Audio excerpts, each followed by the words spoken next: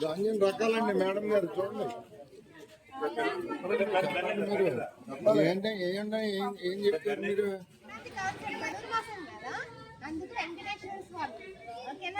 పాలు పొంగల్ అంటే రైతులకి ఈ జనవరి నెలలో మనకి పంట వస్తుంది కాబట్టి పాలు పొంగినట్టు పొంగల్. చిరుధాన్యాలు కూడా ఈ నెల